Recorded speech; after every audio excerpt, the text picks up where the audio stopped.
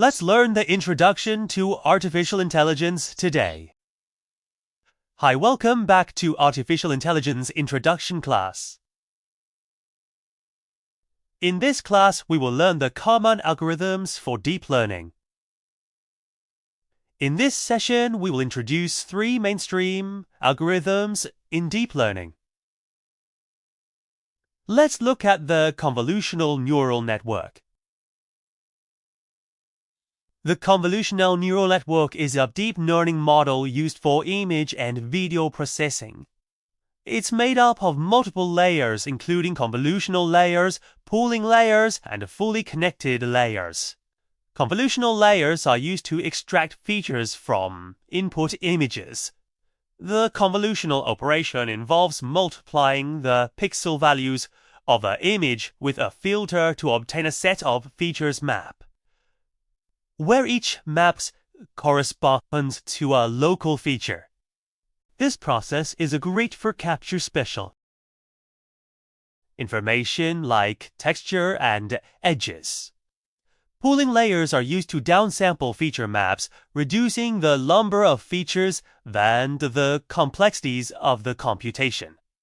Common pooling operations include max pooling and average pooling.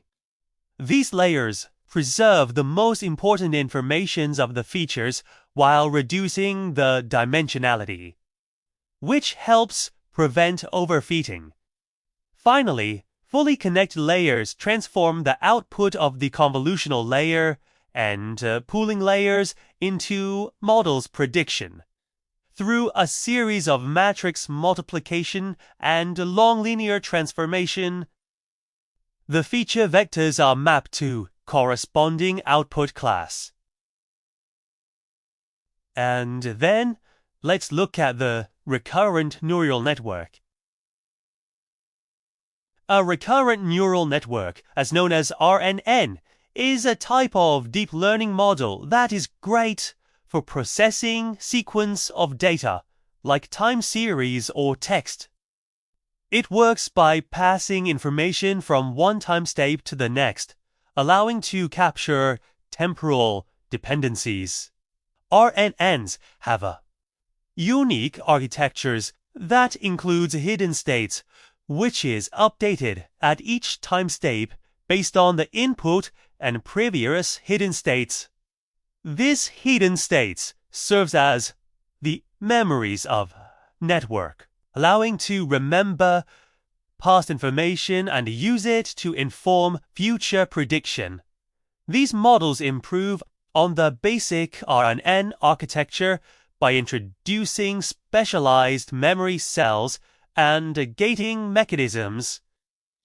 There are several variations of RNNs, including the long short-term memory and gated recurrent unit models, which help prevent the variation gradient problems and improve the network's ability to remember long-term dependencies. RNNs are used in many applications, including speech recognition, machine translation, and sentiment analysis. They are particularly effective when working with sequential data, where each data point is dependent on previous ones. The last we will know is generative adversarial networks. Generative adversarial networks are a type of deep learning model that can generate new data that is similar to training dataset. They are composed of two parts, the generator and the discriminator. The generator is responsible for creating new samples of data that looks like they come from the training dataset. It takes random noise as input and generates a sample that passes to the discriminator. The discriminator is responsible for determining whether the sample is real or fake. The goal of the generator is to fool the discriminator into thinking its generated sample are real, while the goal of the discriminator is to correctly identify whether the sample are real or fake. Through a process of interactive training, the generator learns to create better and better samples that fools the discriminator. while the discriminator learns to correctly identify the real and the fake samples. This condition between the generator and the discriminator resulting creation of new data that is similar to the training data sets.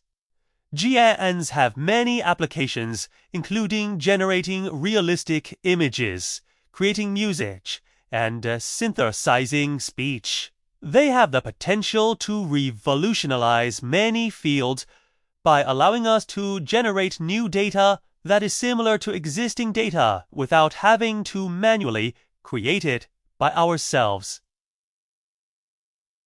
So that's what we need to know in this class. In this video, we'll move on to the overview of computer vision.